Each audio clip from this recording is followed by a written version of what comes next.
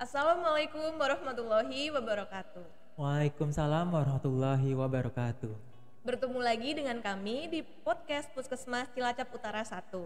Oke, pada pagi hari ini saya Dr. Gigi Nadia dan rekan sejawat saya, Dokter Gigi Farhan. kami akan membahas seputar isu dari kesehatan gigi dan mulut. Oke, pada pagi hari ini kami akan membahas dengan tema perawatan di salon gigi memang boleh. Ya, terkait tema hari ini ya, mungkin saya coba tanya dulu ke Dokter Nadia kali. Kalau yang Dokter Nadia tahu, orang-orang kalau perawatan gigi, kalau nggak ke dokter gigi nih ya, kemana lagi? Oke, kayaknya yang lagi hype ya dok, itu ke salon gigi dok, karena juga bisa dipanggil ke rumah dok, jadi home service. Betul. Terus ada satu lagi mungkin juga tukang gigi yang walaupun sebenarnya misalnya ada yang legal ya anggapannya.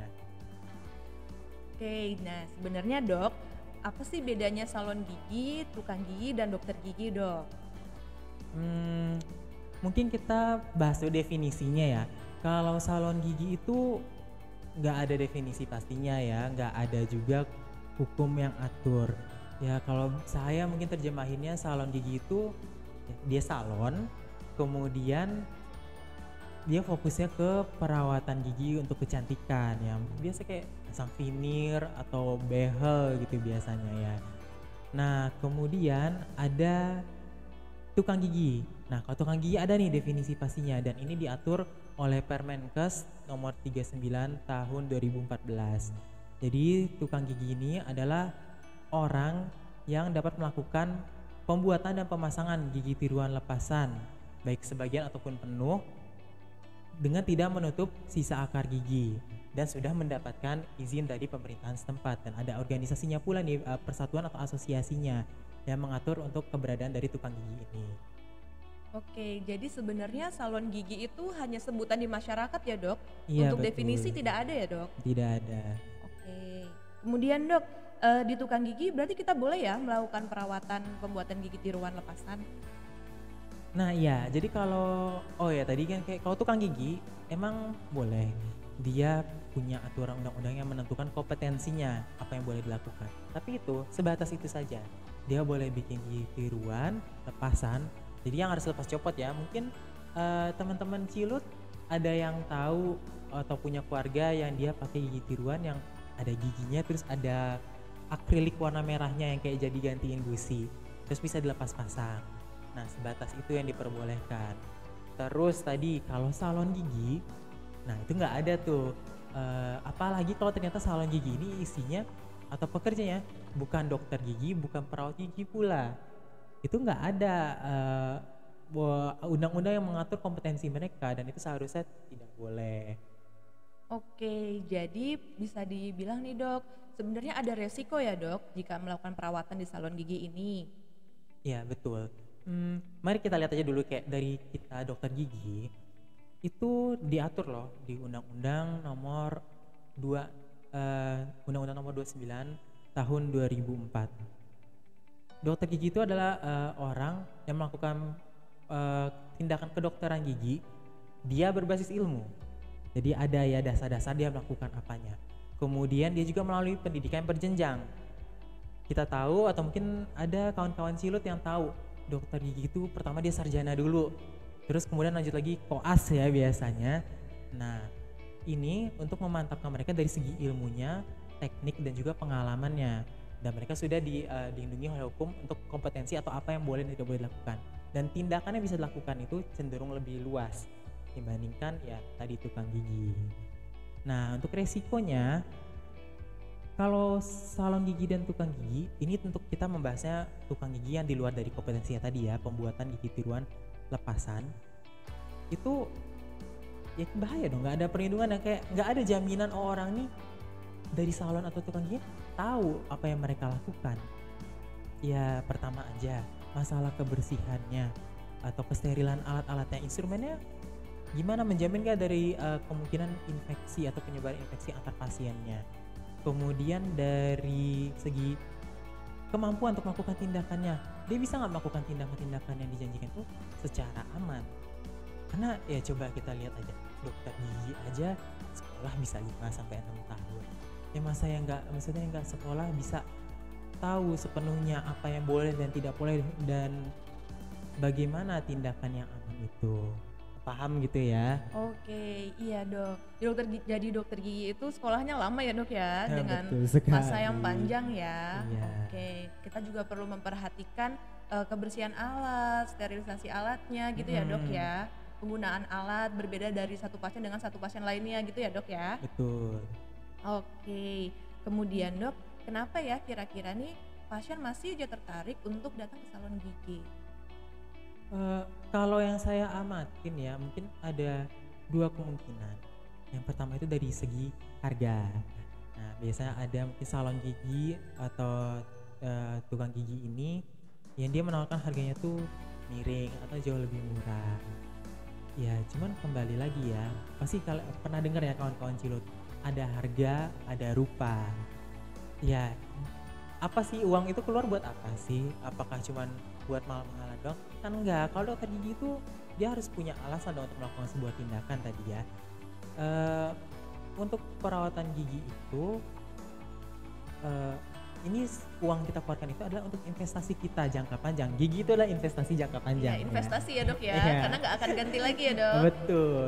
Kita kayak investasi emas, rumah, tanah. Ini gigi juga investasi untuk seumur hidup kita nih. Karena sebenarnya kalau gigi dijaga dengan baik, ini bisa dipertahankan sampai seumur hidup kita. Nah, kalau di dokter gigi tentunya biayanya ini sudah dipertimbangkan pula dari ya kebutuhannya gimana untuk menjaga tempat kerja atau kliniknya yang bersih dan steril, alat-alat yang sesuai dengan standar dan juga tentunya dengan kualitas pelayanan yang diberikan. Kemudian mungkin alasan keduanya adalah terkait janji-janji yang bisa diberikan oleh salon gigi ataupun tukang gigi. Kalau kita dokter gigi ya kita nggak maksudnya kita tidak janji-janjian ya, oh kalau ke saya pasti giginya begini, pasti begitu. Kita memberikan rekomendasi, kita jelaskan tujuannya dan kita memberikan kemungkinan bahkan yang buruk-buruknya misalnya ada risiko-risiko tindakan itu kita akan jelaskan ya. Karena tidak semua tindakan medis di dokter gigi pun itu ya sepenuhnya tanpa ada kemungkinan hal ini yang bisa terjadi gitu. Maka mungkin istilahnya informed consent ya dok, kan pernah dengar Oh ya iya kita. betul, informed consent ya. Ya terutama kayak kita tindakan cabut gigi kita ada penjelaskan apa resikonya, apa yang mungkin terjadi seperti itu. Oke, mungkin itu yang bisa dibilang tidak didapatkan jika kita melakukan perawatan di salon gigi ya dok ya. Betul. Iya. Nah kemudian dok kan sempat viral nih, ada di Instagram itu namanya Kortugi, korban tukang gigi. Ya. Kira-kira kasus apa aja nih dok yang marak ada di sekitaran kita nih dari Kortugi itu? Oh kalau itu yang saya lihat ada gigi palsu tadi ya, dipasang gigi palsu tapi gigi palsunya ditempel. Ada sebenarnya gigi palsu yang memang bisa ditempel, gigi yang nggak lepas pasang. Kita biasanya nyebutnya mungkin mahkota atau crown atau gigi tiruan jembatan atau bridge dan segala macam. Tapi kalau yang memang gigi tiruannya bentuknya seperti gigi palsu lepasan tadi sebelah tadi yang ada gigi terus ada akriliknya yang menutupi gusi, itu tidak untuk lepas pasang. Kenapa? Karena ketika gigi hilang kita pakai gigi palsu yang lepas pasang itu kan bebannya dialirkan ke gusi kita ya. Nah gusi ini pada dasar fungsi utamanya bukan untuk ngunyah, bukan untuk menerima tekanan itu. Jadi tetap harus dilepas biasanya pada malam hari mau tidur supaya istilahnya ada istirahat dari jaringan rongga mulutnya, tidak mendapatkan tekanan. Dan kemudian juga perlu dibersihkan karena kalau dibiarkan saja gigi palsu itu lama-lama kotor. Maka sehari-hari kita suruh lepaskan jika tidak digunakan rendam dalam air dan kemudian dibersihkan dengan sikat di bawah air mengalir. Kemudian tindakan lainnya kawat gigi ya, biasanya kalau kawat gigi itu biasanya orang tertarik karena apa coba kalau behel fashion dok. Fashion ya Iya, jadinya. behel fashion. Behel Lagi fashion. marak nih dok behel fashion. Oke dok, kita lanjut ya dok ke pertanyaan selanjutnya. Lalu kasus apa aja nih dok yang sudah ditemui atau kasus yang sudah ada di lapangan? Ya jadi terkait perawatan yang di luar dokter gigi ini yang saya lihat atau coba amati dari media sosial juga banyak ya. Itu ada contohnya gigi palsu lepasan tadi, tapi ditempel ke gigi ya, ke mulut pasien yang nggak lepas pasang. Dibuat langsung ya dok? Iya, jadi dia nggak, udah selama ditempel aja. Itu padahal nggak boleh loh, maksudnya karena ada gigi palsu yang lepas ya, misalnya yang bisa dipasang permanen itu nggak lepas pasang ada. Mungkin istilah yang kita kenal ada mahkota atau crown, ada bridge, gigi turun jembatan dan lain-lainnya. Tapi kalau yang bentukannya seperti gigi palsu lepasan itu kan ada akrilik yang merah itu tadi saya bilang, yang seperti gusi, dia menutupi gusi. Dan jadi kalau kita ngunyah kan yang berarti ketekan adalah gusinya. Nah, gigi palsu lepasan itu memang dilepas pasang karena gusi itu pada dasarnya tidak terus-terusan menerima tekanan dari makanan. Kayak makanya kalau orang gigi palsu lepasan itu biasanya malam hari dilepas, itu supaya jaringan rongga mulutnya itu istilahnya ya bisa beristirahat lah dari beban-beban yang diterimanya. Kemudian juga gigi palsu akrilik itu harus terus dibersihkan secara rutin. Ya dibiasakan diminta bersihkan di bawah air mengalir. Nah jadi apa resikonya kalau ditempel seperti itu? Ya gusi atau jaringan mulut kita akan terus tertekan, bisa kemerahan, bisa sakit. Kemudian sisa makanan itu bisa menyumbat atau nyempil lah ya di area antara akrilik dan juga jaringan mulutnya, dan akhirnya ya bisa timbul berbagai penyakit. Mungkin salah satunya ada istilah kita dentur stomatitis, jadi peradangan dari jaringan mulut karena jamur. Nah itu yang dimediasi oleh gigi tiruan yang kurang baik seperti itu. Kemudian apa lagi? Oh mungkin kawat orto ya. Iya dok, behel fashion dok. Iya kan. Jadi memang ada orang yang menganggap kalau behel ini jadi untuk fashion juga aja, gaya ya, mengikuti tren anggapannya. Nah Keren dok, keren. iya, cuman kalau asal-asalan bukannya keren malah jadi petaka nanti. Jadi kalau kawat gigi ini ya, ini bahkan dokter gigi pun nggak semuanya bisa lakuin. Itu harus diperhatikan pemasangannya, tarikan ke giginya. Jadi kan kawat gigi ini kan tujuan untuk merapikan posisi gigi ya. Kalau sama dokter gigi, dia benar-benar akan lihat kondisi tulang dan gusinya, bisa nggak ya untuk menggerakkan giginya. Dia akan melihat kondisi giginya pula, bisa melalui ronsen ya. Oh giginya nih kalau digerakin masih aman atau enggak ya? Apakah nanti takutnya dia akan goyang atau bagaimana? Kemudian dari besar gayanya dan arah gayanya juga dilihat. Nanti tahu-tahu misalnya giginya awalnya tegak nih, 2 gigi tegak, terus ingin disatukan, harapannya kan dia tetap tegak tapi merapat. Tahu-tahu malah 1 giginya jadi tiduran, yang gerak cuman puncaknya doang gitu, jadi kayak menara Pisa ya anggapannya. Nah kan nggak bagus kayak gitu ya. Dan juga bahkan ada yang resikonya sampai giginya goyang atau akhirnya malah keluar dari tulang dan gusi, lepas. Bisa lepas sendiri ya dok giginya ya? Iya. Nah kalau kayak gitu gimana? Kan gigi itu maksudnya gigi itu nggak ada gantinya lagi ya, terutama kalau kita udah dewasa ya. Ingat, gigi itu investasi jangka panjang. Oke, kayak gitu. investasi jangka panjang ya. Kemudian mungkin satu lagi veneer. Oke, veneer ya. Nah kalau veneer itu biasa kayak gigi itu, gigi depan terutama itu dilapisin sama keramik atau ya material lain. Itu bisa, harusnya kalau indikasinya itu untuk kondisi yang memang ada kelainan warna gigi ya, mungkin karena ada bau keturunan dari lahir, istilah kita mungkin kayak amelogenesis imperfecta dan lain-lain, atau karena dulu ada riwayat kebanyakan nelan pasta gigi, mungkin pas gigi permanennya tumbuh jadi belang-belang giginya, itu kita istilah fluorosis dan banyak hal lainnya. Fluorosis ya dok, bisa jadi ya dok. Bisa itu tindakannya untuk seperti itu. Dan banyak hal yang kita perhatikan gitu. Seberapa banyak sih gigi yang kita kurangin dulu nih, ketebalannya, materialnya setebal apa, seluas apa, karena resikonya apa. Bisa akhirnya karena dibuat terlalu tebal, akhirnya malah menjepit atau mengenai gusi. Itu gusi akhirnya bisa meradang, gusinya akhirnya turun, malah tambah gak cantik kan. Iya, gigi jadi panjang-panjang gitu. Iya. Atau jadi akhirnya karena tidak dibuat tepi antara veneer dan giginya, dibuat tepinya dengan baik, akhirnya malah tersangkut makanan, terus timbul gigi berlubang di bawahnya, terus nanti sakit gigi, panjang lagi urusannya, mahal lagi duit yang dikeluarin kan. Iya, mau mengobati malah jadi masalah baru ya dok. Iya. Dan datang ke dokter gigi, giginya sudah berantakan gitu ya dok ya, giginya sudah bertambah banyak masalahnya, nambah banyak lagi biaya yang harus dikeluarkan ya dok. Nah, betul. Yang tadi mau hemat malah jadinya buang-buang duit. Iya baik dok. Kalau ngomong-ngomong tentang spesialistik nih dok, nah kapan sih perlunya teman-teman podcast Cilut ini untuk periksa ke dokter gigi spesialis?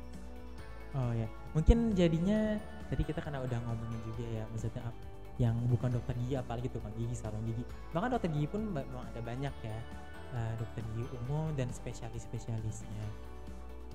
Sebenarnya kalau memang teman-teman podcast Cilut ini ada keraguan harus ke dokter yang mana nih untuk masalah giginya, itu ya kalau ragu udah pertama ke dokter gigi umum dulu. Bisa datang ke klinik memang praktek dokter gigi umum yang praktek, atau ke puskesmas juga bisa. Konsultasi dulu aja, dok ada keluhan seperti ini, gimana ya. Nah dokter gigi tentunya sudah dengan ilmunya, dengan disiplinnya dan juga dengan etikanya itu harusnya akan menyampaikan dong, ini kondisinya seperti apa. Oh bapak kondisinya giginya berlubang, sudah mencapai saraf misalkan, ya ini harus perawatannya dengan apa nih pak gitu kan. Nah nanti baru dokter gigi ini akan menimbang apakah sesuai dengan kompetensinya atau perlu dirujuk kepada spesialis dan ke spesialisnya mana. Jadi nggak perlu takut kalau andaikan teman-teman Cilut ragu atau nggak tahu ke dokter gigi mana yang tepat. Dokter gigi umum aja dan nanti seharusnya akan diarahkan kepada dokter gigi yang tepat jika dibutuhkan. Tapi mungkin kalau pengen tahu ada beberapa spesialis yang kita ya. Ada dokter gigi spesialis konservasi. Kalau konservasi ini dia utamanya ya beberapa diantaranya ya, karena kan lama nih kalau kita bahas itu ya. Dia kayak masalah untuk perawatan gigi berlubang dan juga untuk perawatan saluran akar terutama. Kemudian ada spesialis periodontia. Untuk periodontia ini kaitannya dengan jaringan pendukung gigi. Apa tuh? Masalah gusi, masalah tulang gigi, masalah gusinya turun lah, masalah karang gigi itu bisa juga kalau dibutuhkan itu ke spesialis periodontia. Kemudian ada bedah mulut, ya bedah cabut gigi, atau mungkin yang sering teman-teman Cilut rasakan gigi impaksi, gigi bungsu yang sakit. Nah kemudian ada juga penyakit mulut untuk keluhan-keluhan biasanya sih di jaringan lunak, misalnya kayak di dalam pipi atau di gusi yang rasanya misal kok bengkak, kok luka, kok warnanya beda, kok ada yang membesar tapi nggak sakit, terus nggak berkurang-kurang ukurannya. Sariawan nggak sembuh-sembuh itu bisa juga dok. Sariawan nggak sembuh-sembuh, atau mungkin keganasan, mungkin misalnya tumor atau kanker mulut. Nah itu kaitannya akan ke penyakit mulut. Kemudian ada juga spesialis prostodontia. Nah spesialis prostodontia ini tadi yang kita bahas, gigi palsu, dan gak hanya gigi palsu lepasan saja, termasuk tadi gigi tiruan yang memang sudah cekat atau tidak lepas pasang gigi, yang tadi bridge, crown, dan lain-lain. Kemudian juga spesialis anak, mungkin yang anaknya reok, sulit gitu ya, untuk misalnya dokter sulit untuk dilakukan perawatan oleh dokter gigi umum. Nah itu bisa saja dirujuk atau diarahkan untuk dokter gigi spesialis anak yang biasanya ya punya trik dan skill yang lebih ya untuk berhadapan dengan anak-anak, apalagi terutama anak-anak yang memang punya kebutuhan khusus.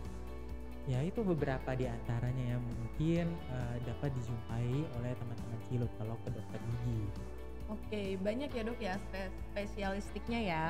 Jadi daripada teman-teman Cilut ini bingung nih mau ke dokter spesialis yang mana, lebih baik datang ke dokter gigi umum dulu ya dok. Iya kalau masih ragu. Nanti dari sana akan direkomendasikan oleh dokter gigi umumnya untuk menuju dokter gigi spesialis yang mana nih. Betul gitu. sekali. Oke dok, terakhir ya dok, ada saran gak nih dok untuk teman-teman Cilut yang masih ada rasa ingin untuk datang ke salon gigi bukan ke dokter gigi? Oke, ya untuk teman-teman Cilut sekalian, kalau kerja gigi ini kan kita bukan kerja lagi sama barang ya. Gigi teman-teman Cilut, gigi saya, gigi dokter Nadia, itu kan juga ada ya perasaannya ya. Maksudnya perasaan ya tentu ya dok. Ya hidup bersama kan ada saraf. Kalau andaikan perawatannya tidak tepat, nanti Anda bisa gusinya bengkak atau akhirnya malah giginya tambah patah, tambah rusak, tidak nyaman. Nah itu sebaiknya lakukanlah pada perawatan pada pihak yang berkompetensi. Kemana? Ke dokter gigi. Walaupun ya biaya keluar ya tidak apa-apa, itu investasi. Investasi jangka panjang ya, Investasi Dok. jangka panjang untuk ya keberlangsungan gigi yang panjang sampai akhir hayat kita kalau bisa. Nah, kalau seandainya nanti coba-coba misal ke salon gigi atau tukang gigi yang tidak kompetensinya tukang gigi, ya resikonya tadi timbul masalah baru, malah keluar lagi biaya lebih besar karena akhirnya ke dokter gigi datang dengan keluhan yang udah plus lagi gitu. Oke, terima kasih banyak Dokter Farhan. Ini menarik sekali ya tentang materi ini. Tadi juga ada sedikit tentang penyakit mulut ya, Dok. Iya. Penyakit mulut seperti keganasan. Nah, kayaknya perlu dibahas nih, Dok. Mungkin di podcast selanjutnya ya, Dok ya. Kita bahas ya, Dok. Kalau ada kesempatan dan ya momennya pas ya. Oke, baik, Dok. Terima kasih banyak Dokter Farhan atas ilmunya dan sharingnya. Semoga ini bermanfaat untuk kita semua, untuk teman-teman podcast Cilut. Kita cukupkan untuk sekian, Dok. Iya, mungkin kita udah dulu kali ya. Oke, kita lanjut Biar pertemuan nggak ngebul berikutnya ya, Dok. kepalanya kebanyakan info Biar ya. nggak ngebul ya, Dok. Oke, baik. Sekian teman-teman podcast Cilut. Terima kasih sudah menonton podcast Puskesmas Cilut. Oke, mari kita tutup dengan bacaan Alhamdulillah ya, Dok. Oke, alhamdulillahirobbilalamin. Sekian, wassalamualaikum warahmatullahi wabarakatuh. Waalaikumsalam warahmatullahi wabarakatuh.